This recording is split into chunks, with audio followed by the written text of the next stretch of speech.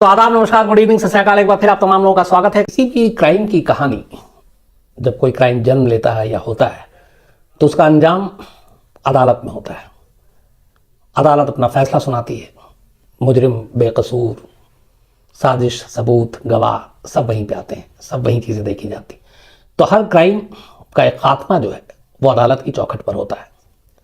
लेकिन अगर कोई ऐसा क्राइम हो जिसमें एक तरफ एक जज हो और दूसरी तरफ जिस पे शक हो उस क्राइम को करने के लिए, वो खुद एक वकील हो, कानून की लड़ाई जानने वाला हो, और फिर बीच में कोई एक्स जज भी आए, तो फिर आप समझ सकते हैं कि मामला कितना संगीन और सीरियस हो जाता है। उसकी वजह एक और भी, अगर दूसरे पहलू से सोचें, कानून की किताब में, कानून की डिक्शनरी में सब बराबर होता है, लेकिन हकीकत में यह है कि जब कोई मामला, कोई क्राइम किसी जज से जुड़ा हो, एक तरफ वकील हो और उस फैमिली में कोई और भी एक रिटायर्ड जज हो, तो जब पुलिस भी मामले की जांच करती है तो बड़ा फूंक फूंक कर कदम उठाती है, क्योंकि उससे सारी चीज़ें पता होती हैं कि ये लोग कानून के विद्वान हैं।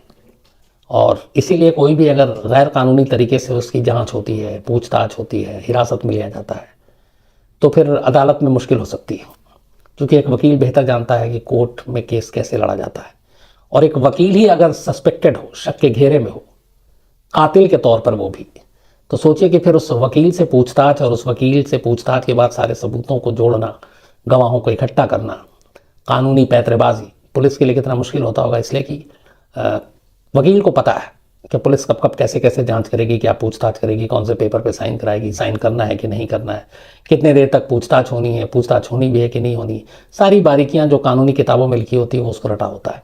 तो ऐसे मामलों में अक्सर जब भी कोई कानून से जुड़ा हुआ मसला आता है किसी वकील या जज का, तो हमेशा एक आम जो दूसरे केसेस होते हैं क्राइम के, उससे हटकर पुलिस उसकी इन्वेस्टिगेशन करती है, क्योंकि पुलिस को पता होता है कि उनकी ज़रा सी लापरवाही और गलती अदालत में उनको फटकार दिला सकती है।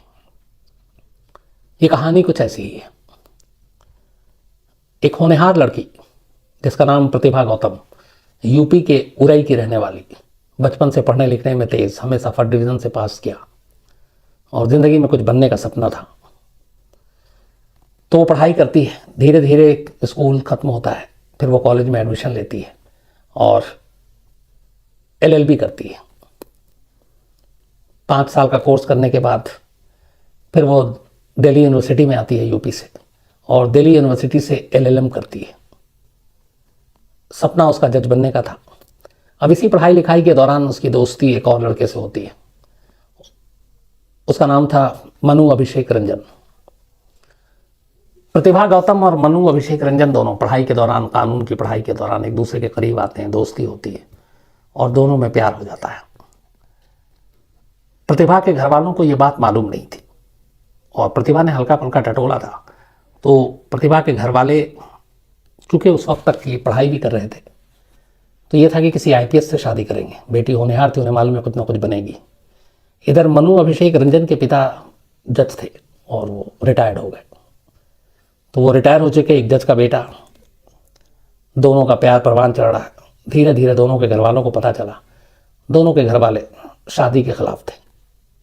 प्रतिभा के घर वालों की अपनी सोच थी, उनके दिमाग में ये था कि उनकी बेटी की शादी एक IPS से होगी, और मनु अभिषेक रंजन के घर वाले भी इस रिश्ते के खिलाफ थे। लेकिन दोनों का प्यार परवान चढ़ रहा था। इस बीच में दोनों कॉम्पिटिटिव एग्जाम में बैठे।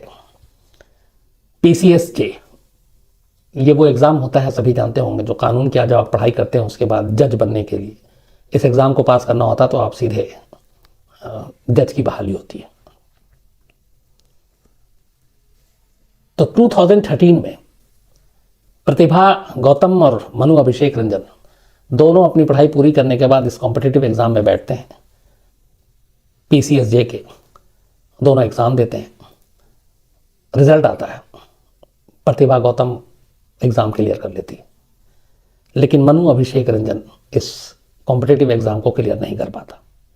एग्ज़ाम क्लियर करने का मतलब ये था कि अब प्रतिभा गौतम जुडिशरी में एक जज के तौर पर बहाली उसकी नज़दीक थी, वो जज बनने वाली थी, और मनु रंजन का सपना अधूरा रह गया। अब वो सिर्फ एक वकील ही के तौर पर काम कर सकता था, क्योंकि इस एग्ज़ाम को उसने पास नहीं किया। इस एग्ज़ाम को पास करने के बाद 17 अक्टूबर 2015 को, तब उम्र थी प्रतिभा गौतम की 27 ईयर ओल्ड, 27 साल की। चूंकि ये उसने जो PCS जे एग्ज़ाम पास किया था स्टेट वाइज, ये यूपी से एक तरह से था, चूंकि यूपी कैडर मान के आप चलिए, तो उसको यूपी में ही पोस्टिंग मिलती है। 17 अक्टूबर 2015 को 27 साल की उम्र में एडिशनल सिविल जज के तौर पर कानपुर देहात में पहली पोस्टिंग होती है प्रतिभा की, 2017 एडिशनल सिविल जज के तौर पर। करीब 9 महीने की इस पोस्टिंग के बाद, उससे पहले ट्रेनिंग थी, 7 मई 2016 को फुल फ्लेज एक जुडिशियल मैजिस्ट्रेट के तौर पर कानपुर देहात में प्रतिभा गौतम की पोस्टिंग हो जाती, बहाली हो जाती। अब प्रतिभा जो है वो एक जुडिशियल मजिस्ट्रेट थी कोर्ट में। इधर ये बहाली होती है, इधर ये दोनों मालूम था कि घर वाले शायद शादी के लिए तैयार ना हो, तो प्रतिभा और मनु अभिषेक रंजन ये दोनों दिल्ली के आर्य समाज मंदिर में गुपचुप तरीके से शादी कर लेते। घर वालों को बताते नहीं, लेकिन बाद में घर वालों को पता चल जाता है। इसमें दोनों घर वाले एक तरह से खिलाफ थे। प्रतिभा के पापा का तो यहाँ तक कहना था कि ये जो शादी हुई उसमें एक नोटिस दी जाती है, उनके पास कोई नोटिस नहीं आई, इसका मतलब उन्होंने अपने फर्जी पेरेंट्स खड़ा किए या बाकी लोगों को, और ये सारी चीज़ें इल्ज़ाम लगना शुरू हुआ था। लेकिन कुल मिला के सच्चाई ये थी कि दोनों ने शादी कर ली, और इस शादी से प्रतिभा के घर वाले भी नाखुश थे, लेकिन दोनों एक दूसरे से प्यार करते थे, दोनों खुश थे। ज़िंदगी सही से चलने लगी। उधर मनु अभिषेक रंजन ने भी अपनी किस्मत मान ली कि वो जज नहीं बन पाया, एग्ज़ाम क्लियर नहीं किया, तो उसने अपने वकालत की प्रैक्टिस शुरू कर दी दिल्ली के 30 हज़ारी कोर्ट में। अब वो वकालत की प्रैक्टिस कर रहा था दिल्ली में, और प्रतिभा कानपुर देहात में जुडिशियल मजिस्ट्रेट के तौर पर अदालत में बैठकर अपने फैसले सुनाने लगी। अब भी सब कुछ ठीक चल रहा था। इसी दौरान में 2016 आ जाता है। 7 मई 2016 को, बल्कि 15 को पहली बहाली हुई। उसके बाद वक्त गुजरा, धीरे धीरे 1 साल करीब होने वाला था इनकी शादी को, और अचानक फिर पता चला एक दिन कि प्रतिभा गौतम जो है वो प्रेग्नेंट है। ये बात जब प्रतिभा को पता चली तो वो बहुत खुश हुई। उसे लगा चलो उसकी ज़िंदगी में एक नया मेहमान आ रहा है, और शायद इस मेहमान की वजह से दोनों रिश्तों में जो कड़वाहट है, जो शादी को इन्होंने उस तरीके से इतना अपनाया नहीं, अब मान लेंगे। लेकिन इधर इसी बीच में क्या हुआ कि जो मनु था, एक तो पत्नी एग्ज़ाम क्लियर करके जज बन गई, वो नाकाम रहा, प्रैक्टिस चल रहा है। फिर उसे ये भी था कि प्रतिभा के घर वाले शुरू से उसको अपना दामाद मानने के खिलाफ थे। ये सारी चीज़ें धीरे धीरे उसको प्रतिभा से दूर करती गई। और उसके अलावा वो थोड़ा खिलंडर, रिस्पॉन्सिबिलिटी पूरी निभाने वाला नहीं, दोस्तों और यारों के साथ ज़्यादा वक्त बिताना, और एक कड़वाहट पत्नी के घर वालों को लेकर। बीच में फिर ये हुआ, दोनों में लड़ाई होनी शुरू हो गई इन चीज़ों को लेकर। और मनु चाहता था कि प्रतिभा अपने घर वालों से बात भी ना करे, लेकिन वो चोरी छुपे फ़ोन पे बात कर लिया करती थी। मिलना दूर की बात था, क्योंकि उसने कहा था कि मैं मिलने नहीं दूंगा। इसी बीच में जब प्रेग्नेंट होने की खबर आई तो प्रतिभा बहुत खुश हुई और उसने मनु को ये बात सुनाई। लेकिन मनु प्रतिभा के प्रेग्नेंट होने की बात सुनकर खुश नहीं हुआ। शायद इसकी वजह ये थी कि वो कोई रिस्पॉन्सिबिलिटी या जिम्मेदारी निभाना नहीं चाहता था, वो आज़ाद और इसी तरीके से रहना चाहता था। तो यहीं से दोनों के रिश्तों में अब कड़वाहट और आनी शुरू होती है। प्रतिभा अपने माँ बाप को बताती है, माँ सुनकर बहुत खुश होती है, और अब लगा कि इस रिश्ते में जो बर्फ़ जमी है वो पिघल जाएगी और सारे फैमिली मिल जाएंगे। तो बेटी के गर्भवती होने की बात सुनकर माँ उससे मिलना चाहती थी। बात 7 अक्टूबर 2016 की थी कि वो मिलने के लिए आना चाहती है। लेकिन मनु ने पहले कह रखा था, बीच में कई बार जब बात होती थी तो मनु ने डांटा और कि तुम हमारी मर्जी के बिना बात नहीं करोगे, मिलना तो दूर, हम मिलने के लिए पहले इजाज़त लोगी। हालांकि अब यहाँ एक अजीब कंट्रास्ट है कि एक जज है, लेकिन वो जज के साथ एक पत्नी भी है, तो बहुत सारे समझौते भी कर रही है। तो 7 अक्टूबर को माँ ने फ़ोन किया और उसने कहा कि मैं मिलने आ रही हूँ घर। ये बात मनु को पता चली, उसको गुस्सा आ गया। उसने कहा कि जब मैंने मना किया तुम अपने घर वालों से नहीं मिलोगी तो क्यों आ रहे, और इस बात को लेकर बहस हुई। इस दौरान में लगातार मनु प्रतिभा को फोर्स कर रहा था कि वो अबॉर्शन करा ले, उसे अभी बच्चा नहीं चाहिए, और बार बार वो इन चीज़ों को लेकर के अभी करियर है, बाकी सारी चीज़ें। तो इन दोनों में रिश्ते बड़े ख़राब होने लगे और लड़ाइयाँ भी होने लगी। 7 अक्टूबर को जब माँ का फ़ोन आया, उसके बाद गुस्से में प्रतिभा ने कहा कि मैं तो मिलूंगी, और वो दिल्ली जाने की बात करने लगी। और उस वक्त मनु दिल्ली में था। मनु ने कहा कि फ़ोन पे इन दोनों की बात हुई। इस दौरान में व्हाट्सएप पे भी दोनों की चैट हो रही है और उस व्हाट्सएप चैट में ये बहुत सारी बातें हैं जिसमें मनु ये कह रहा है कि तुम एबॉर्शन करा लो, अभी बच्चा नहीं चाहिए, माँ से नहीं मिलना, ये सारी जो लड़ाई झगड़ा हो रही है सब व्हाट्सएप पर रिकॉर्ड पे है। तो इसी गुस्से में प्रतिभा कहती है कि मैं दिल्ली आ रही हूँ। मनु कहता है कि तुम मत आओ, और फिर झगड़ा होता है और ये अचानक गुस्से में उठकर दिल्ली से कानपुर खुद पहुंच जाता है मनु। 9 अक्टूबर की बात थी, 9 अक्टूबर 2016। वो सीधे घर पहुंचता है और सुबह 9 अक्टूबर की ही सुबह वो कानपुर से घर पहुंचा, बाई रोड ड्राइव करके। उसके बाद इन दोनों में फिर झगड़ा होता है, बहुत बहस होती है, और इसी झगड़े के दौरान में थोड़ी देर के बाद प्रतिभा गौतम अब उसकी जान निकल जाती है, दम तोड़ देती है। सुबह की बात थी, झगड़ा हुआ, इसके बाद प्रतिभा मर चुकी है। करीब 9 बजे इस घटना के 3 से 4 घंटे के बाद पहली बार पुलिस को पता चलता है कि कानपुर देहात के जज की ऑफिशियल रेजिडेंस में कत्ल हुआ है और जज साहिबा मुर्दा पड़ी हैं।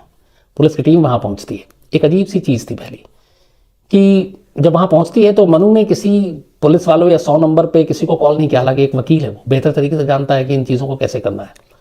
तो उससे जब पूछा गया कि आपने कॉल क्यों नहीं किया, इतना देर वेट क्यों किया, तो उसने कहा कि मैं खुद नज़दीक के पुलिस स्टेशन में 2 बार गया कि चलो पुलिस, मेरे घर में ऐसे से हादसा हो गया, लेकिन कोई पुलिस वाला आया नहीं।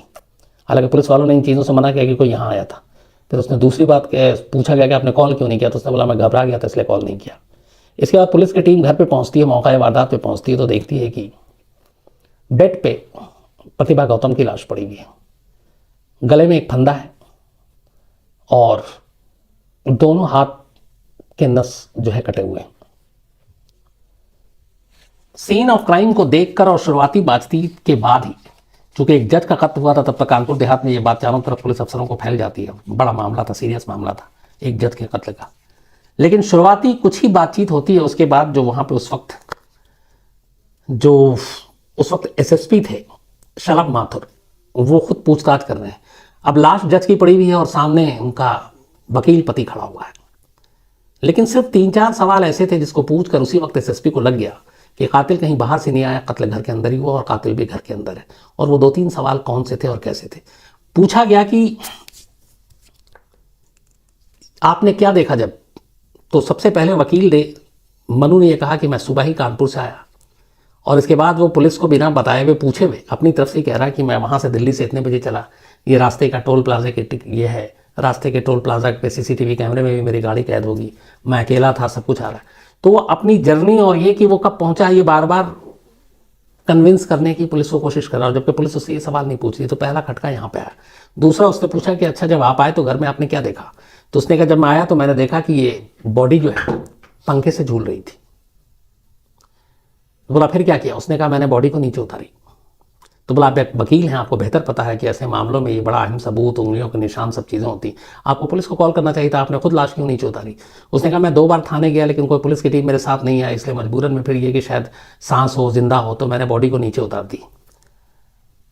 तो उसने बताया कि वो कायदे से देख रहा था कि बॉडी, लाश झूल रही थी फंदे से। जब पुलिस ने लाश को गहराई में और करीब से देखा तो देखा कि जज प्रतिभा गौतम के गले पर ओ मार्क का फंदे का निशान था। ओ मतलब ये, बहुत सारे केसेस ऐसे होते हैं जिसमें आप इन्वेस्टिगेट करते हैं तो आपको हैंगिंग और इन सारी चीज़ों के मार्क से पता चल जाता है कि ये क्या है। मैंने कई बार आपको बताया भी अलग अलग तरीके से। तो उसने कहा कि जब वो गले पे देखा तो वो ओ मार्क था। ओ मार्क का मतलब ये है कि सीधे सीधे गले में फंदा था। लेकिन एक हैंगिंग के केस में जब कोई फंदे से झूलता है तो जो गले में फंदे का निशान बनता है वो हमेशा वी मार्क बनता है, क्योंकि जब फंदा आप लटकते हैं, बॉडी झूलती है, तो फिर वो ओ नहीं रहता, रस्सी के नीचे की तरफ आती है तो थोड़ा सा राउंड होता है और बाकी वी होता है। तो वो वी मार्क होना चाहिए था, जबकि वी शेप नहीं बना था, उसके गले पे ओ शेप था। तो इसका मतलब था कि ये बॉडी पंखे से झूली ही नहीं, ये वैसे ही रखी हुई है। नंबर 2, पंखे के ऊपर छत पे कुछ खून के निशान मिले। अब एक सुसाइड करने वाले का पंखे के ऊपर खून का निशान का मतलब नहीं है, लेकिन चलो उसने नस काटा फिर झूली तो डबल है कि 2 तरीके से खुदकुशी को क्यों करेगा। लेकिन पंखे पे खून के निशान तो थे, लेकिन जो पंखा जिस कुंडे से लटकता है, पंखी आपने देखी होगी जो लंबा सा छोटा सा इतना सा रॉड होता है, वो बिल्कुल सीधा, उसमें कोई खरोच नहीं, कुछ नहीं, न टेढ़ा। जबकि जो जज थी अच्छे खासा उनका वेट था, और वो पंखा बहुत मजबूत वाला भी नहीं था, पतला सा था, लेकिन उसका कुंडा कहीं से मुड़ा तोड़ा भी नहीं था और सही सलामत था। तो उसको देख के लग रहा था कि इस पर कोई वेट या कोई ऐसी बॉडी लटकी ही नहीं है, बल्कि मौत के बाद बॉडी को लटकाने की कोशिश की गई और इसीलिए ब्लड के निशान पंखी पे आए, न कि कुंडी पे आए।